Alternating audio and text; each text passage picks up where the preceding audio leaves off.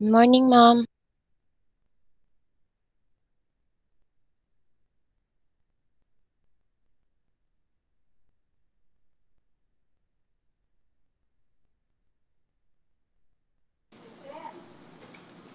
Hey, good morning. So we will wait for the others at 9:20. I'm going to start our lecture. Thank you. Okay, ma'am.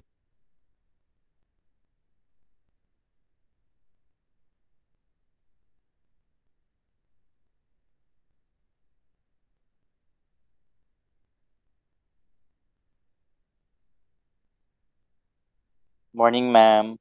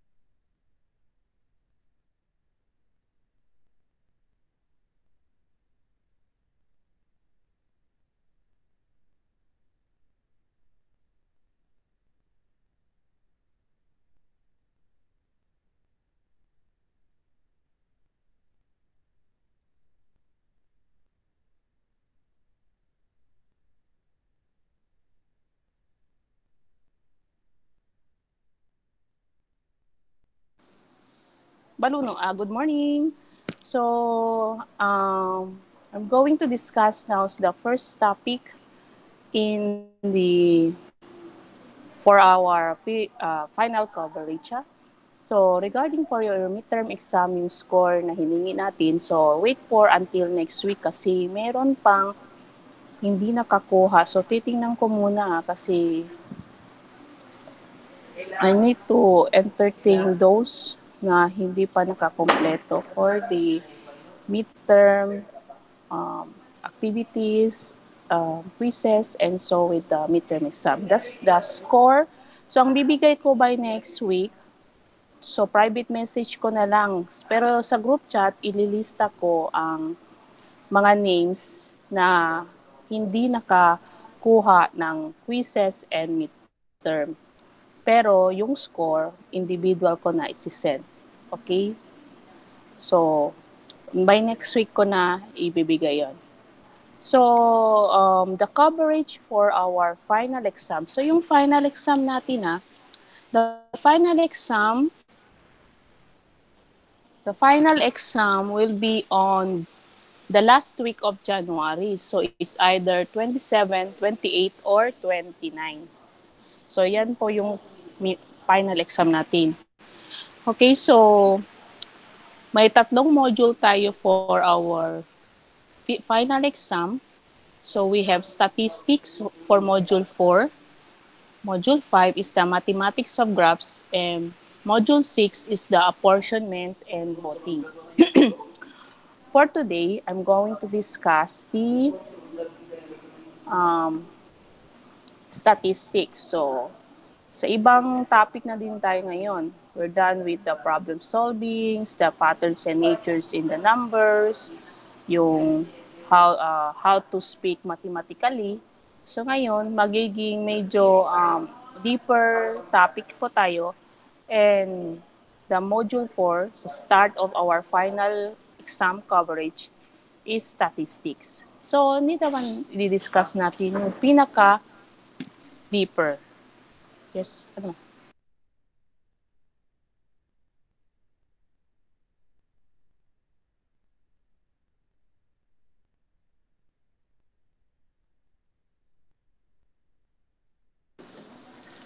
So, wait ko.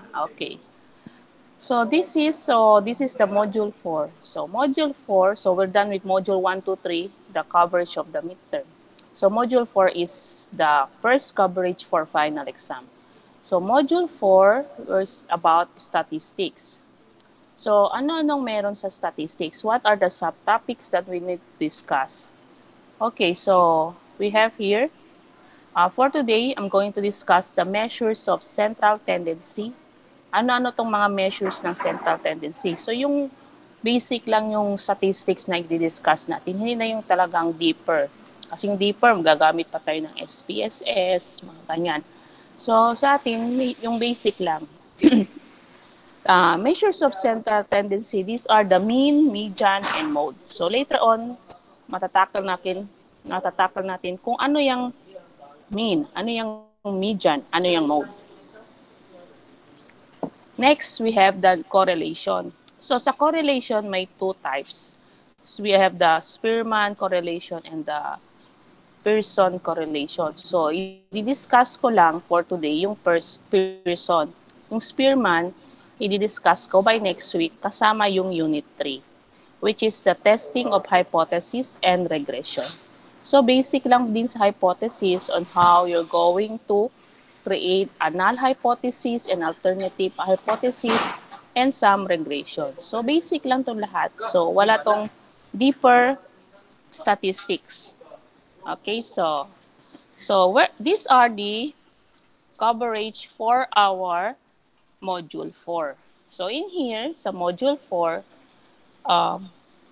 hindi daw ko sabi. So in here sa module 4, so may tatlong activities tayo, which is yours. It can be seat work or assignment.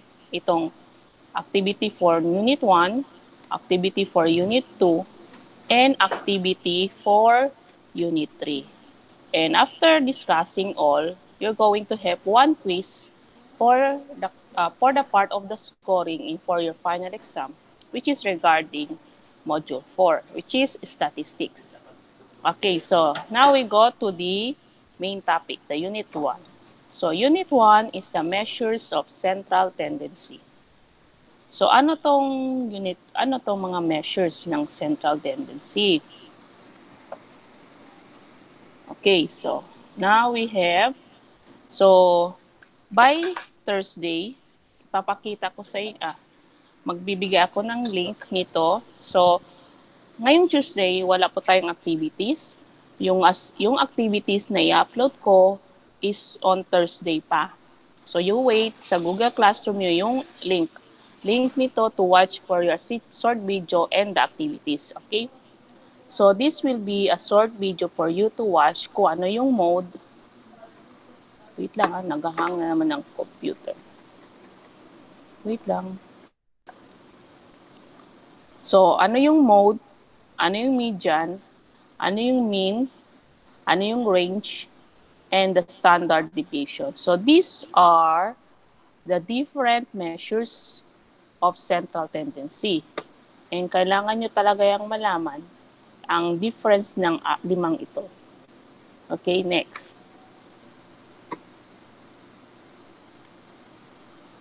So we will now go to the definition of terms muna. So what are the definition of terms na maki-encounter natin dito sa statistics or sa measures of central tendency? So we have defined first what is statistics, then descriptive statistics, and inferential statistics. So yung statistics daw, it involves the collection, organization,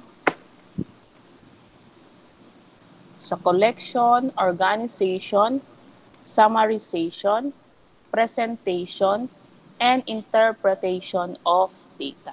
So yun ang definition ng statistics. So, it is a collection, organization, summarization. Bakit summarization? Isa-summarize na kasi yung mga data na na-collect. And then, you're going to present that one is either in a bar graph or chart, mga ganun. And then, you interpret kung anong ibig sabihin ng presentation nyo. So, that is statistics. Next, descriptive statistic naman is a branch of statistics that involves collection, organization, summarization, and presentation of data. So, parehas lang siya ng statistics. So, wait lang ha. Okay. Lama kasi si Lumila kumula.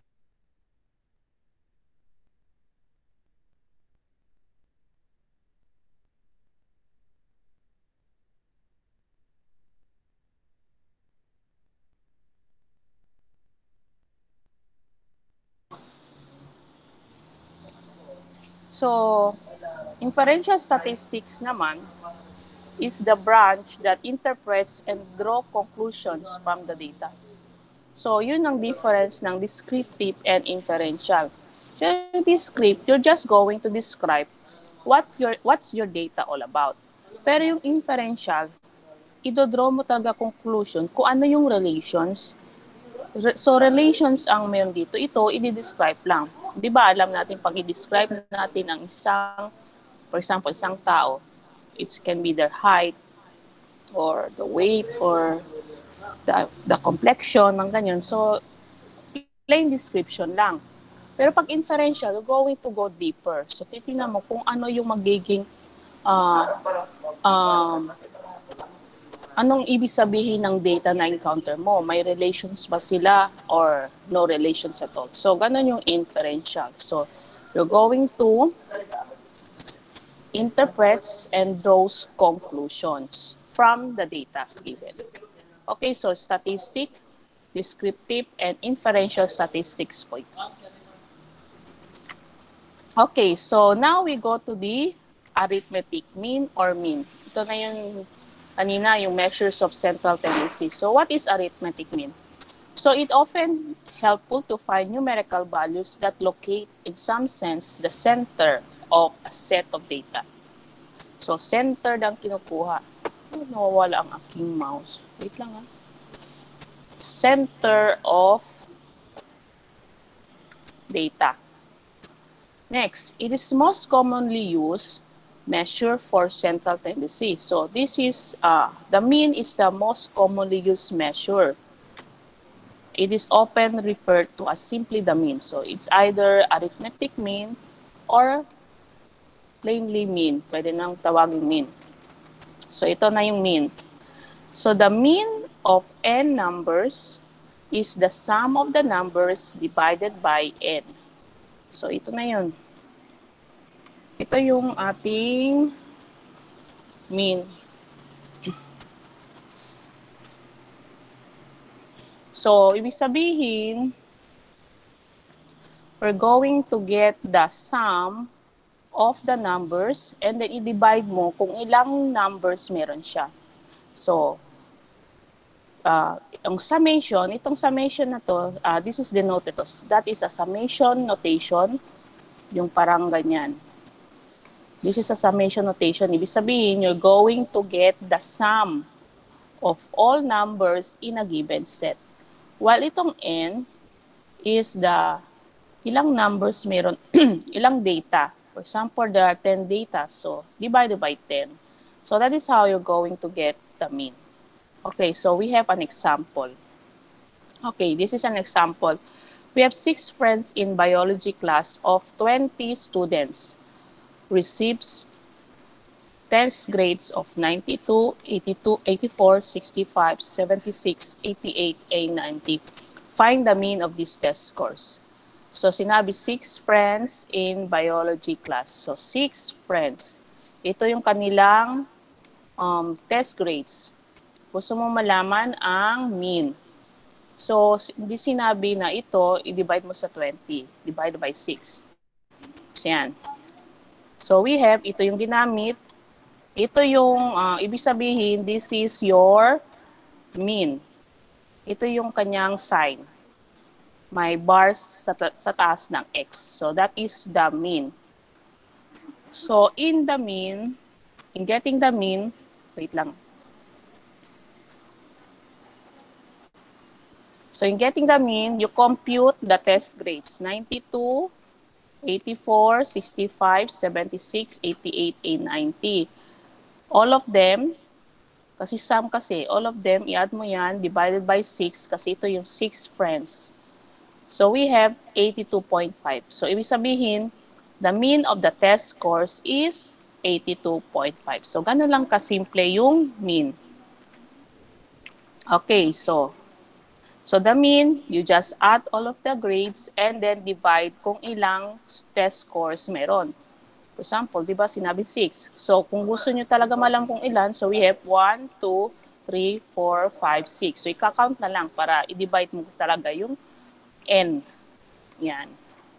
Okay, so now we go to another definitions of terms under mean. Ano to mga population and sample? Okay, so population is the entire group under consideration. Ito yung U. U ang kinagamit if you're going to get the mean of a population. Ito, kinuha natin because we just getting the mean of the sample. Tingnan nyo. Balik tayo sa example natin. Itong ginamit na mean. So this means that it is just a sample. Kasi 6 friends lang eh. A sample of 6. A sample lang from the population na 20 students in a biology class. So yung 20 students in a biology class is the population of the biology class or of the students in the biology class. Pero yung sample, kasi you just getting ano ba yung term? Yung parang portion lang sa 20 students. That is why 6. Kaya ito ang ginamit. Pero pag i-divide mo sa whole biology class, so ang mean na gagamitin natin is ganyan. So ibig sabihin, we're getting the mean of the population. Okay? So that is the difference between a population and the sample. Okay, so we're done with the mean. Ngayon, we go to the median. So from the term alone, from the term median, so mid, ibig sabihin middle. So this is the middle number or the mean of the two middle numbers. Bakit to middle number or the mean of the two middle numbers? This is for pag ang data mo is odd. Ibig sabihin, pag it comprise of 7 or 3, so may middle number sila. While this mean of two middle numbers, this is for even data. So like, meron kang 4 na data. So yung dalawang middle number, yun kukunin mo ang kanyang mean para makuha si middle. In a list of numbers that have been arranged in numerical order, so kailangan daw, sa median kasi, sa mean, hindi na kailangan i-arrange. Pero sa median, you need to arrange first the data before you can get the median. Hindi pwede yung katulad sa mean natin, hindi na kailangan i-arrange kasi we're just getting the summations and then divide it to the total number of data. While sa median, we're just getting the middle number. So kailangan i-arrange natin siya in a numerical order from smallest. Hindi from largest to smallest. Pwede din pala from largest to smallest. From smallest to largest or largest to smallest. Basta, ang kailangan is to arrange them in numerical order. Okay? So, yun ang median. So, that's why in the median, we have a term called rank list. Ano tong rank list? Any list of numbers that is arranged in numerical order from smallest to largest or largest to smallest. So, pag i-arrange mo siya, yan ang tawag sa rank list. So, ito yung median. So the median of a rank list of n numbers is the middle number of n if is odd, the mean of the two middle number if n is even. Oh. Okay, so we have an example. Okay, we're going to find the median of the data in the following list. Okay, ito yung mga list. For letter A, we have 4, 8, 1, 14, 9, 21, and 12. And for letter B, we have 46, 23, 92, 89, 77, and 108. So, we're getting the median. Take note, we're getting the median, so we need to have a ranked list of this data. So, yan, nirank muna natin. So, ang ginawa ko, I ranked them from smallest to biggest. And then, we need to count kung ilan itong data. So, we have 1, 2, 3, 4, 5, 6, 7. So, ibig sabihin, 7 siya. So, this is odd. So, meron siyang isang gitna. So, yung gitna niya is yung 9. Hence, 9 is the middle number. Therefore, 9 is the median. So, ganun lang ka-easy yung median. Next. So, letter B, ilang data meron? So, we have 1, 2, 3, 4, 5, 6. So, meron tayong even. So, yung even, dalawang middle number ang kukunin natin. So, ang dalawang middle number is the 77 and the 89.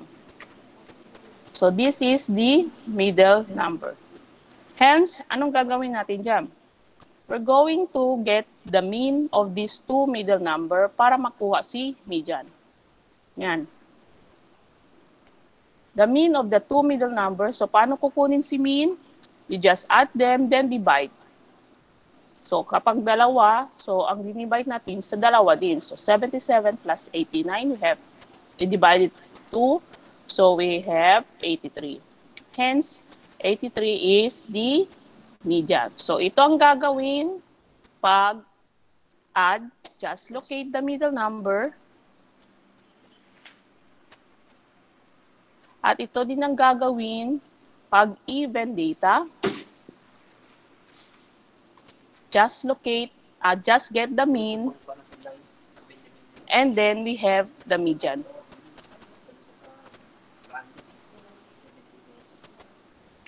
Okay, next. So, yun ang median na. So, we're done with the mean. So, mean is just summation divided by the total number of data. And the median, just locate the middle number. If odd, get the middle number, yung isang middle number. If even data, we need to get the two middle numbers, then get the mean, then that's your median. Now, we go to the mode. So, ano naman ang mode? The mode is the number that occurs most frequently in a list of numbers. Kaya nga may tinawag tayong frequency because yung mode, kapag yung pinaka-highest, pinaka-highest na frequency o pinaka-highest na pag ilang beses siyang nag-occur. So that is a mode. So, mayroon tayong term na no mode and more than one mode. Ang no mode, no number occurs more often than the other numbers. And more than one mode, number occurs less than other numbers. So, ano to? So, we will explain this further with an example. Okay, so we have here the following example. So we have here find the mode of the data in the following list. So we have for letter A, 18, 15, 21, 16, 15, 14, 15, 21. And for letter B, we have 2, 5, 8, 9, 11, 4, 7, 23. So ito na yun, A and B. So in the mode, there's no need for you to arrange. Pero pwede naman i-arrange para mas makita natin ang mode. Kasi ang mode lang naman is you're going to get kung ano yung number na mas malaki yung kanyang frequently makikita. For example, in the A. So hindi na in-arrange. Ang i-arrange lang kasi ang importante lang i-arrange is in median. Kasi kailangan mo hanapin yung middle number. Yung mean at saka mode, hindi na kailangan i-arrange. Okay, so sinabi dito sa letter A, 15 is the mode. Bakit daw?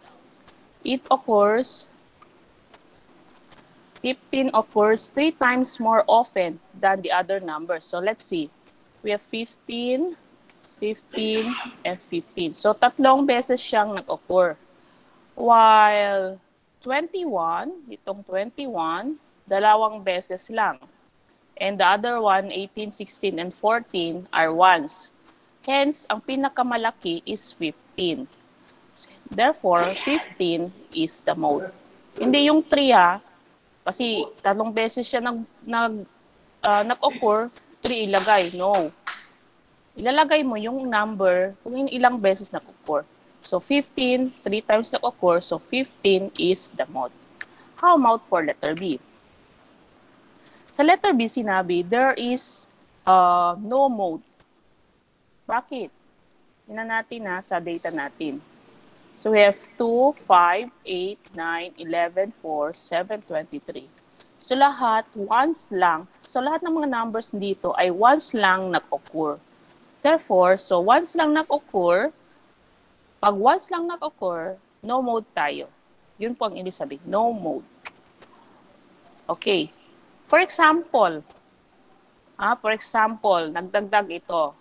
So maglalagay ako ng 21. So si 21 din ay tatlong beses na nag-occur. So 21 occurs 3 din. Occurs 3 times.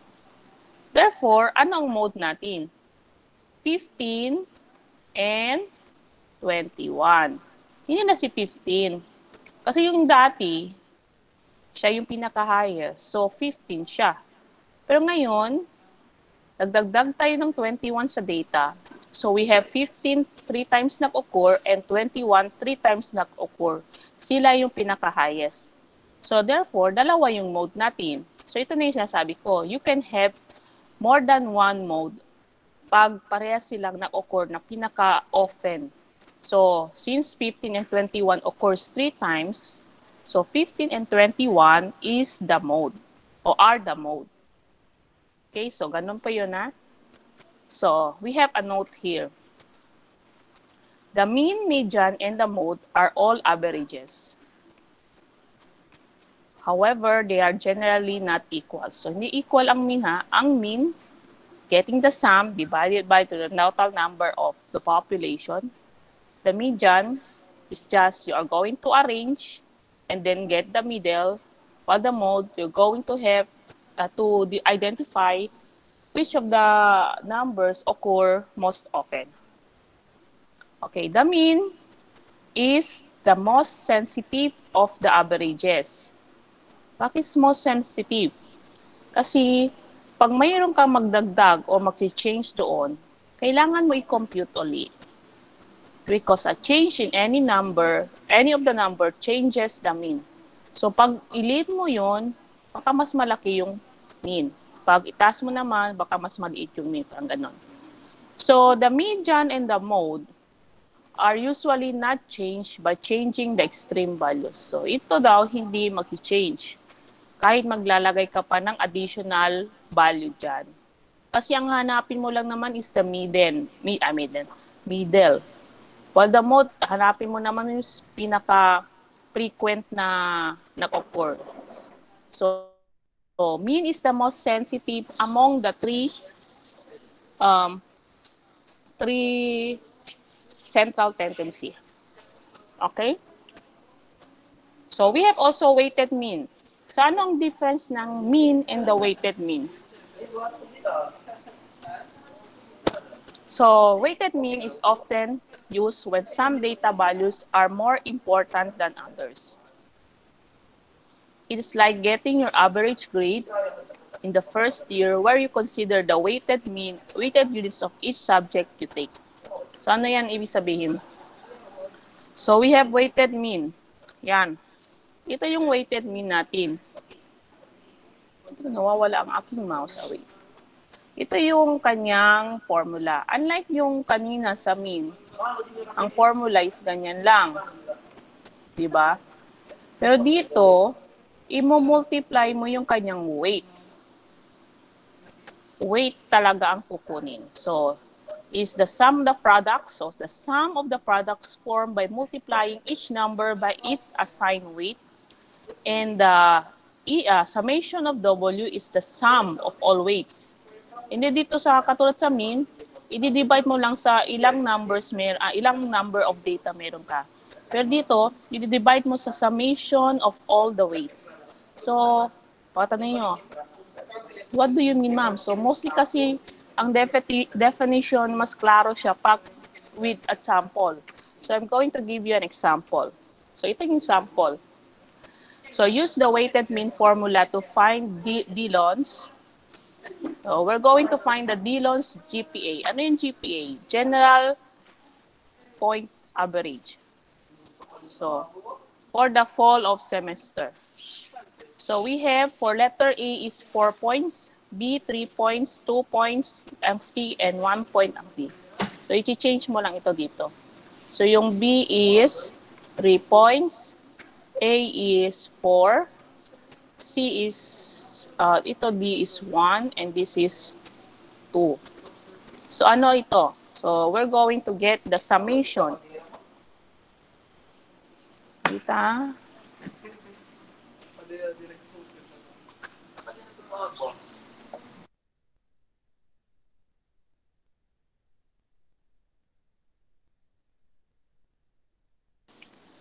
Okay, summation of W. Kasi ang weighted mean ito, itong formula. So, summation of W. Ano ito summation of W? Saan ito kinuha? So, kinuha niya ito sa units. Course units mo. Hindi sa course grade. So, sa course unit. So, sa course units, ang kukunin mong summation of W. Ito yung i-divide mo. Yung sa baba. So, we have 4 plus 3 plus 3 plus 4 and we have 14. Ngayon, ito naman, ito sa taas. Saan ito kinuha? This is the summation or the sum of all the products. So, paano to? So, we have, first is English. 3 times 4 plus the history. 4 times 3 plus the chemistry. 1 times 3 plus the algebra. 2 times 4. Kaya yan ito. Summation. So, you're going to change your, the equivalent of this course grade, yung letter, change mo sa points, tapos i-multiply mo to get the product and then add it para sa taas, sa numerator. And then, after getting the product, you add it, then you divide 14, and we have 2.5. So, what is the meaning of 2.5 now? 2.5, nawala man aking 2.5 dito. 2.5 is the GPA of Dillon's for the fall of semester. Okay, so ganun lang po yung weighted mean. So, mostly ginagamit ang weighted mean sa mga kukunin ang mga average grades. Average grades in sa gusto nyong kunin yung average grades nyo for first semester in first year, second semester in first year, mga ganon, para malaman nyo kung you're qualified to be in an honor roll. So, pwede nyo nang kunin. So, ganon yung pagkuha using the weighted mean. Okay, so any question? So, no question, I guess, no question. Silence means no question. Okay, so meron akong ipopost sa evaluate.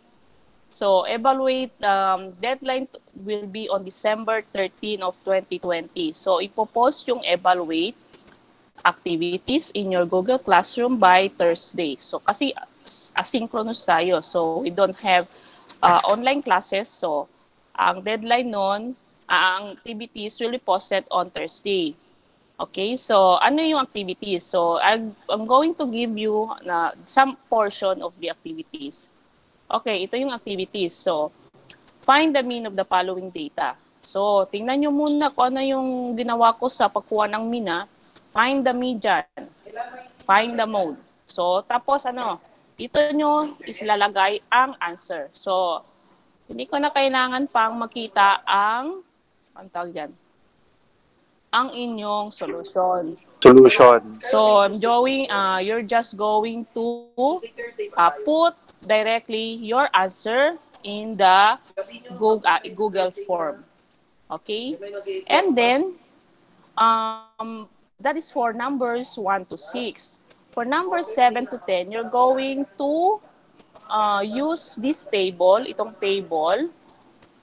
You're going to use this table to analyze or to answer the numbers 7 to 10. Parang ang 7 to 10 ata is multiple choice. So you're just going to tick which of the following statement will give you. For example, 7. Select and encircle. So ito ay good for the Moodle to eh. Moodle. Good for modular. So ito, gagawin ko sa Google Form. So magiging select and tick na yan. Kasi magti-tick lang kayo doon. Which of the following statement is true? Okay, so ano to? These are the raw data. Yan, the ICT math scores. So ito yung math scores. Ma'am, ano tong frequency? Ito na yung sinasabi kong mode. Isabihin, yung 15 na score, isang beses siya nag-occur. While yung 17 na score, 10 beses siya nag-occur. Ito 18, 7 beses. 19, 13 beses. So yun ang tawag sa frequency. The number of times it occurs. Yung test scores na yan. Okay, so this is the evaluate.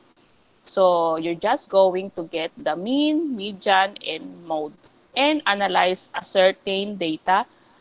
So you have 10 items for your activities on Unit 1.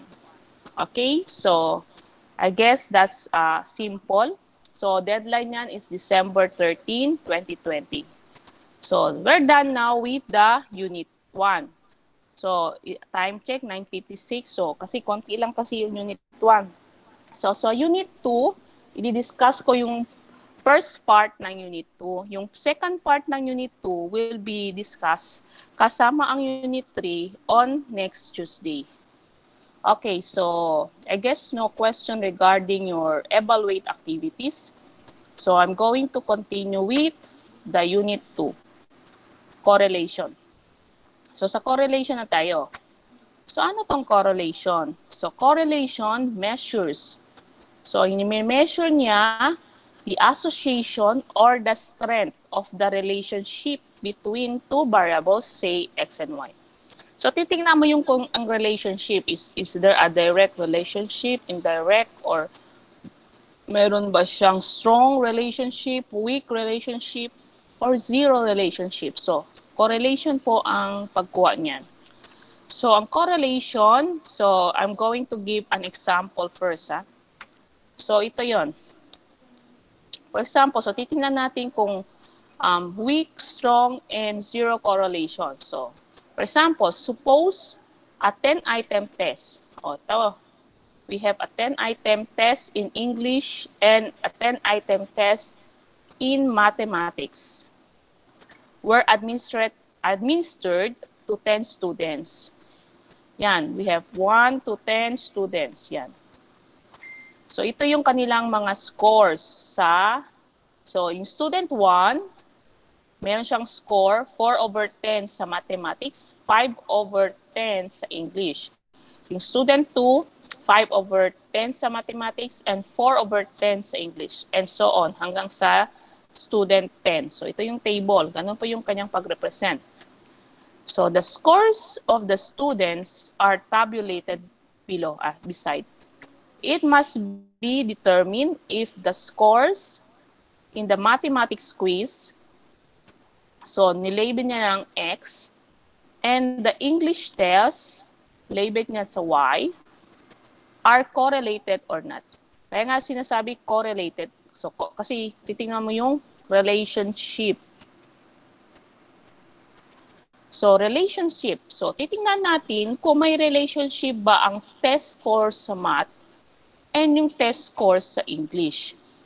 Minsan kasi sinasabi kasi nila, mostly kasi true daw ito. I don't know, it's a true or a fact that pag matalino ka daw sa math, mahina ka daw sa English. Ganun daw yun. Pag matalino ka daw sa English, medyo hindi ka na talaga masyado sa math. So, is it true, Sir Mikael? So, I don't know. So, kung gusto nyo malaman, you can do some... November ka pinahanap, magaling ka sa math. Itsura pa pa. Okay, so I don't know if it's that's true. You can do that as a survey kung gusto nyo.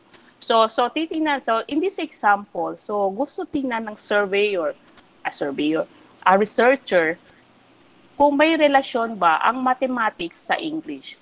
Or there is a correlation. Pag marinig nyo ang correlation, relationship ang titingnan. Okay, so in this time, so meron tayo dito, no? Pwede kang gumawa ng graph. Yan. Gumawa siya ng graph. Okay.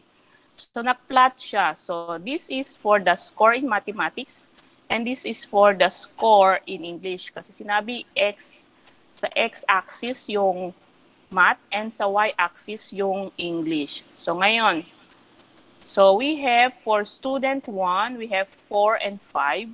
So, ito yung 4, ito yung 5. So, click kanyan mo lang. So, parehas lang yung locate ng mga x and y coordinates. So, for student 2, we have 5 and 4. So, ito yung 5.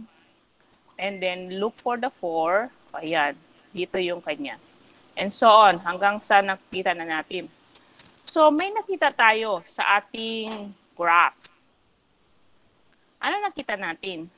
From here, sa 0, nag-i-increase. Merong increasing of dots. Yan. So, anong ibig sabihin yan? The graph indicates a direct correlation between variables x and y, which appears to be increasing. So, ibig sabihin, meron siyang direct relationship ang mathematics scores sa English score ng 10 students na ito.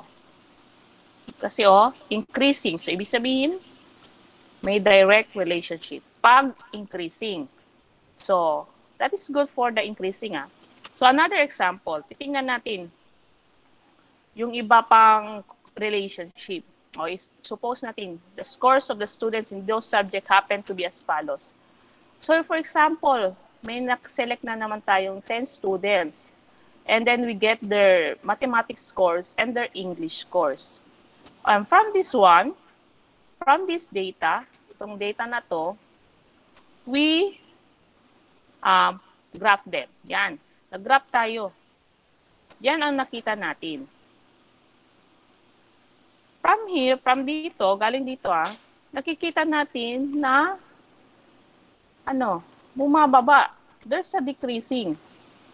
So, this means the variable are negatively correlated. Pag decreasing, negative correlated siya. Hindi siya direct. Kasi in direct correlations is there is an increasing yung kailang ang direct or positive. Ang negative naman is decreasing. Galing dito. So, galing dito, maggaganon tayo at nakikita natin na sumasabay din yung mga dots na ginawa natin galing sa data. Yan. Okay. So, yun na. So, meron tayong, nag-discuss na tayo about direct correlation or positive correlation pag increasing. Pag decreasing naman, meron tayong negatively correlated or decreasing. Negative correlated ang kanyang data. Okay, next. How about naman this one? So we have another scores. 10 students na naman kinuha natin. And then, these are their scores sa math and sa English. And then we plot, ganito ang nangyari. Pag ganito natin, hindi naman sumasabay yung iba. Pag ganito naman natin, wala namang sumasabay ng iba. So this kind of data is, ang tawag dyan, walang negative at walang positive na correlation. Kung saan-saan lang siya nag-plot, as you can see. Saan-saan lang siya nag-allocate. So anong ibig sabihin nito? What is implied to us? This implied that the graph is neither increasing nor decreasing. So it represents a zero correlation. So anong ibig sabihin ng zero? So this means that there is no relationship between a mathematics course and English course for these 10 students. Yan. It's either these 10 students are baka English major. So depende kung anong class yung kukunin nila natin. So it's just an example between positive correlation or positive relationship, negative correlation, negative relationship, and zero correlation, no relationship at all between two scores. Okay? So, that is the correlation. So, gano'n yung pagkakuha ng correlation? Titingnan na natin ano yung kaninang relationship. Okay. So, ngayon, ito, we have the definitions. So, positively correlated, negatively correlated, or no or zero correlation. So positively, if the values of two variables both increase or both decrease. O bakit ito negatively correlated? Tingnan, baka nagmali ako wait.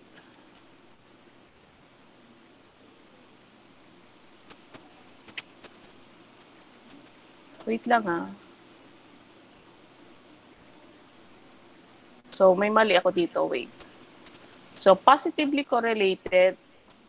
Dito yan na. Both positively correlated where the two values increase siya. Ito naman ay decrease. Negatively correlated. So, mali yung aking pagkasulat. I will just delete this one. Edit. So, yung positively correlated, if the values of the two variables increases, while negatively correlated, if the values of the two variable decrease, and zero correlation, they are not correlated. So, it's either one variable is increases and the other is decreases. So, ganun yon, yung zero. Okay? So, ano yung ginawa natin yung pag-plot? Yun ang tawag sa scatter plot. In statistics, yung tawag doon is scatter plot. So, scatter plot is maybe a convenient way of inspecting correlation between two variables, but it does not offer a measure of the strength of a correlation. So, yung pagkagawa natin, for example, from the raw data, tapos na-plot lang tayo, measure lang natin kung meron siyang positive correlation, negative correlation, and zero correlation. Pero yung strength ng correlation, hindi natin makuha yan. Ito na yung papasok sina Pearson and Spearman's correlation. Okay, so I'm going to discuss for today only yung Pearson correlation. We're going to get the strength, yung strength na ng correlation. Okay, so what is this Pearson product moment correlation or PPMC? Yan. It represents this one, ito, RXY. It is a formula that can give a numerical value to the measure of correlation. It does not only show how greatly two datasets are correlated, but also reveals if the correlation is direct or inverse, or if the data sets are correlated. Okay, so ito na yon. Bale, may value tayong isasabihin. Pag 1 siya, isabihin there is a strong positive correlation. Pag 0, no relationship. Pag negative 1, strong negative correlation. Yan. Ito yung kanyang formula. So, medyo mahirap-hirap yung formula i-memorize. So, don't worry, hindi naman ibibigay ko yung kanyang, you need to memorize that formula. Wait lang, ano palang mouse. So, this is the formula of the person-product moment correlation. Pag you're in the higher years, I guess if you're going to take your master's degree later on, di nyo na kailangan memorize yung formula kasi meron na kasing software na ginagamit like the SPSS wherein you just put in the Excel yung mga data and then click nyo lang si person, product, ganun. Automatic lalabas na kanyang results. So you don't need to memorize that one. So just passing tayo. Pinakita ko lang yung formula ng correlation. So this is the formula of the correlation kasi for us, basic na naman ang gagawin natin. So kailangan natin makita tong formula. Kasi gagamitin natin yan sa pag-solve. Pero it doesn't mean that you need to memorize this formula, okay? So sinabi natin, no, ito na is the sample mean of the data set, the sample mean for the data set Y. Kasi bar graph, pag ganon, UX is the population mean, while UY is the population mean for the data set Y. Since we're going to get the sample, kasi mostly kasi sample lang talaga kinukuha natin, not the total population. Okay, so this is a formula for the person. By next week, makikita nyo yung formula ng Spearman's correlation. Okay, so meron tayong graph dito. So, pag meron tayong R equals to 1, diretso natin sasabihin na that is a perfect positive correlation. Pag kinuha na natin yung formula, ha, pag yung R mo is approximately 0.8, R mo is 0.6. So, gagawin na lang natin. So, ito, R is equals to greater than 0. Tapos, and between siya, R is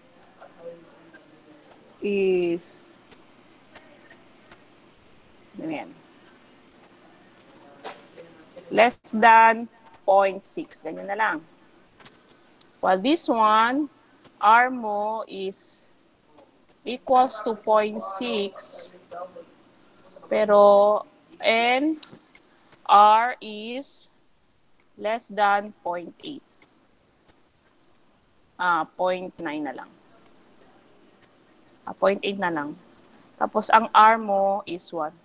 Kung R mo is 1, less than 1 na lang to. Wait lang, ha. Kasi gagamitin natin yan sa paggawa ng pag-solve nyo sa activities nyo sa Unit 2. R mo is less than 1. Okay. While this one, so si R is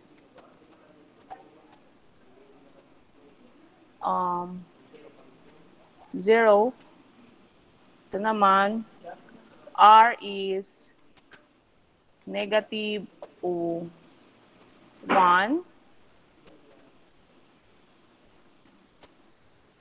So, R mo dito is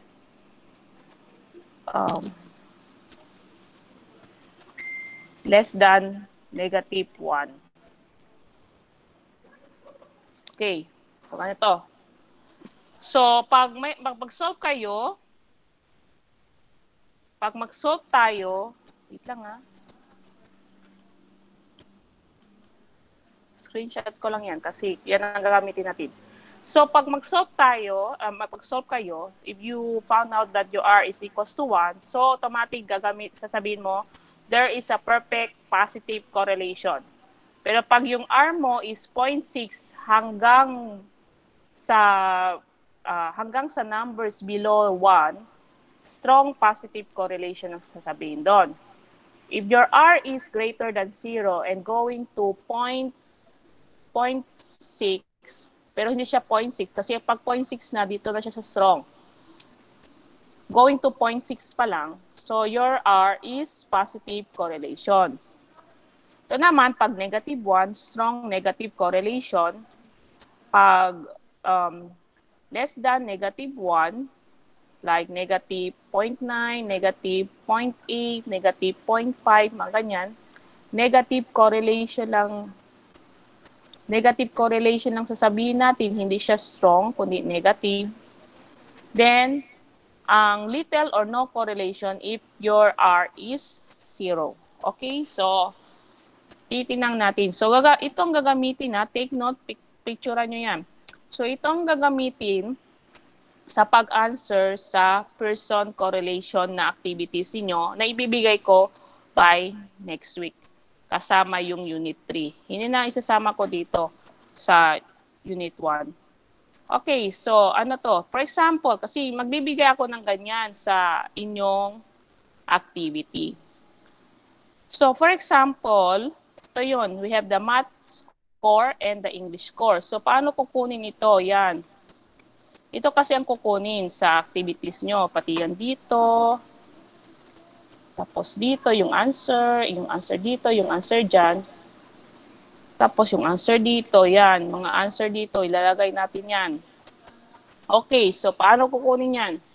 O, bale, ang magiging sagot ninyo that will be uploaded sa Google Forms, pero kailangan yun i-upload. Bale, gagawa kayo ng table sa scratch papers, then picturean yung answer nyo na do not show the solution, just the table itself. Bale, ganito ang magiging answers nyo na i-upload sa Google Form. So ngayon, the question is, paano nakuha itong mga data? So, we have here. So ano tong 48? Nawawala ang aking mouse. So this 48, you just get the sum. Ang pagkuha nito, get the sum. You just add all of them. Same with the y. You just add all of them. Ngayon, kailangan mo naman yung mean. And bakit itong walang mean? Sorry may mean yan. Yan. Yan. So, kailangan mo kunin yung mean ng x and mean ng y. So, ilalagay nyo lang, what is the mean of x? So, from the total, 48, divide mo, ilang student to, o ilang score? 1, 2, 3, 4, 5, 6, 7, 8, 9, 10. So, divide by 10. 48 divided by 10, so the mean is 4.8. 50 divided by 10, so the mean of English is 5. Yan. So ngayon, paano ito nakuha, ma'am? Baka tanungin nyo, this portion, paano nakuha? So, negative 0.8. Ang xi, ibig sabihin, ito. Ito yung xi, the specific score for the math.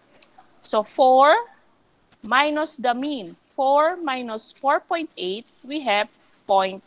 Ganun yun 4 minus 4.8. Ito naman is 5. 5 minus 4.8. So we have 0.2. Ito naman is 9. 9 minus 4.8. So we have 4.2. Ito naman, 2 minus 4.8. So yung mean are the same. 4.8. Pero yung magkaiba lang yung kanyang score. Kasi iba-iba to. 8 minus 4.8, 3.2. 1 minus 4.8, negative 3.8. Ganun lang. And so on. Ngayon, ito dito. Same lang din dito sa portion na ito. Itong portion. So, paano yan? So, ilalagay ko lang dito kasi later on gagamitin natin yan sa pag-solve sa inyong activities, Please screenshot yung paano nyo sinolve. Okay. So, we have 5. 5 minus, ano yung mean ng y? 5. So, that's why it's 0. So, we have 4. 4 minus 5. Negative 1. We have 8 minus 5. Wait lang. Yan, 3. We have 3 minus 5. Kaya negative 2. And so on. So, magkaiba lang yan dito. Then, subtract 5 to the mean. para makuha ang value dito. Okay. How about this one? This portion. So, ano ba sinabi? Yung xi minus xi minus the mean square. So, ibig sabihin, ito, negative 0.8 times negative 0.8, you give us 0.64. Ganun lang. Yung answer dito, i-square mo lang. Ganyan. Anong ibig sabihin ba ng square? Ibig sabihin, you multiply ng dalawang beses to itself. So, like this one, 0.2 times 0.2 equals 0.04. 4.2 times 4.2 equals 64. Negative 2.8 times negative 2.8 equals 7.84. And so on. Ngayon, ma'am, paano itong kinuha?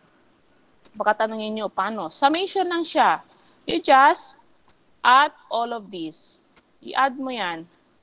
And yan na po yung answer. Okay, ma'am, paano to? Ano naman to? So, the same lang din dito. So, you have, ano yung answer dito? 0. 0 times 0, we have 0. How about this one? Negative 1 times negative 1, we have 1. How about yung 9? 3 times 3, we have 9. How about yung 4, ma'am?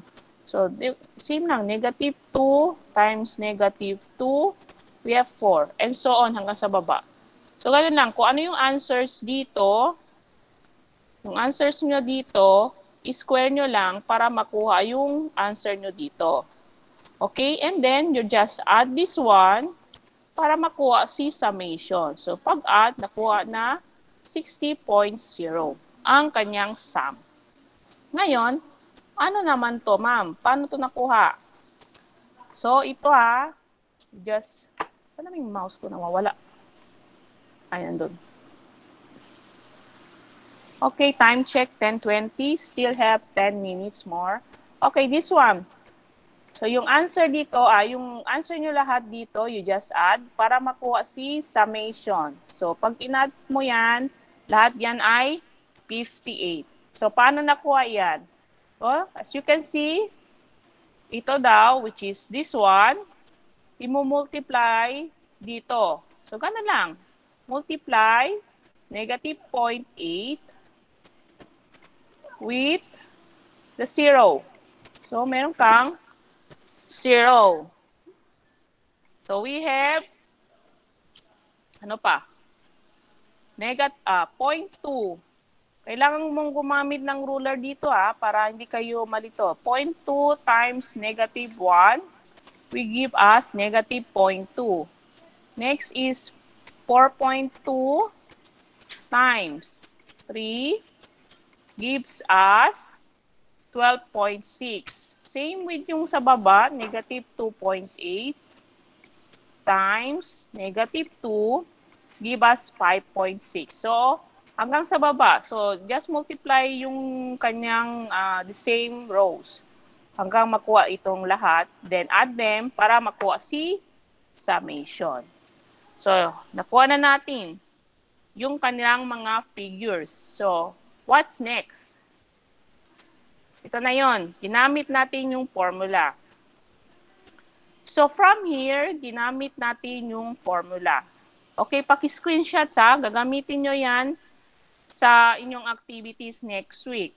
Ito yung ibibigay kong activities para mag-practice kayo mag-solve sa between the data. Okay, I give you 1, 2, 3, 4, 5. O, tapos na mag-picture Okay, so ano to? This is yung formula. So, you just copy the formula. Nawawala yung aking mouse. Ano ba to? So, you just copy the formula. And then, ngayon, ito yung sa taas. Ano to sa taas?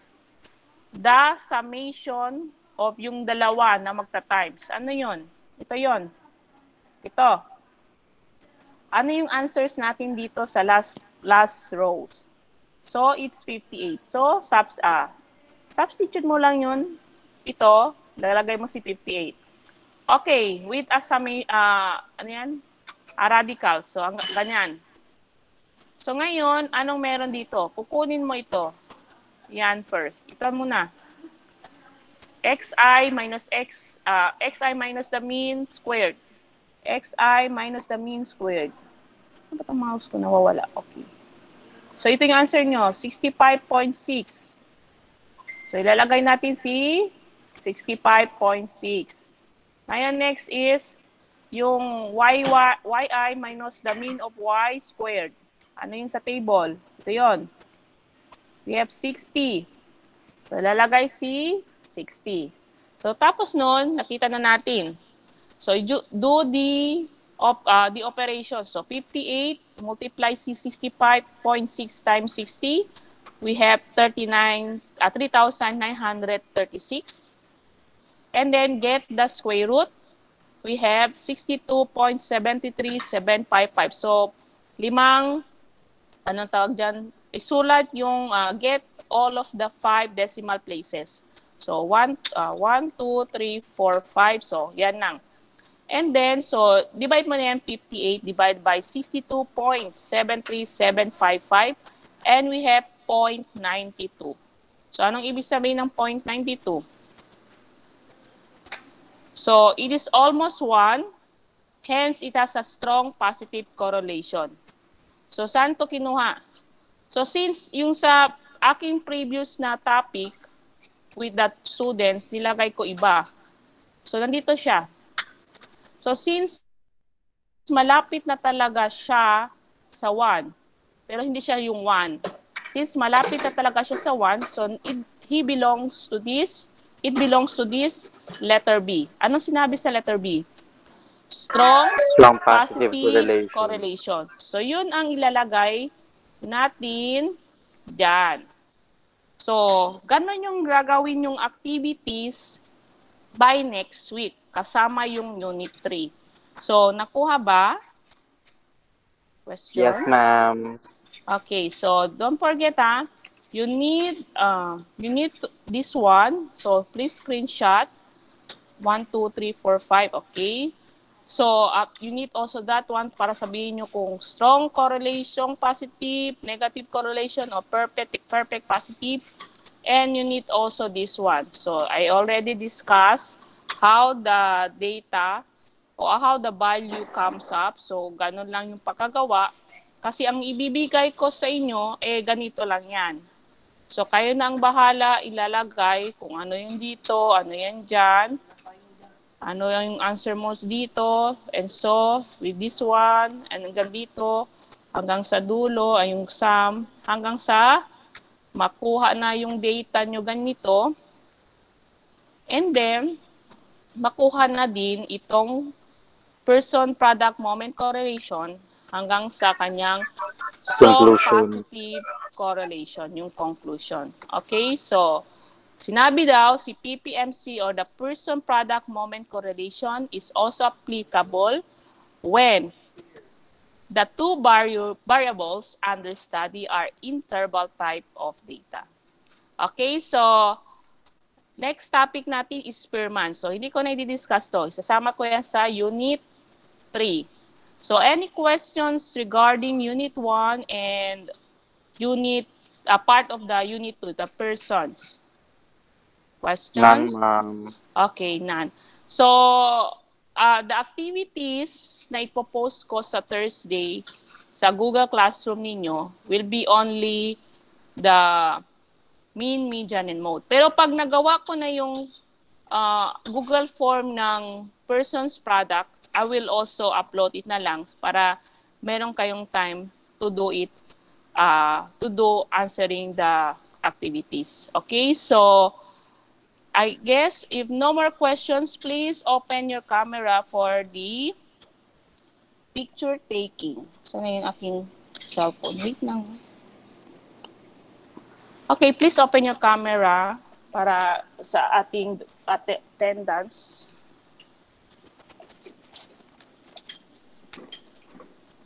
Wait lang.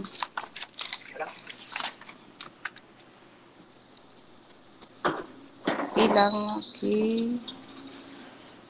Wait lang, Okay, smile. Okay, so done na. Okay, so no more questions, I guess. So see you next week. Just visit your Google Classroom on Thursday. So thank you for the time. Stay safe. God bless. Bye-bye. Bye, ma'am. Okay, bye-bye. Okay, ma'am.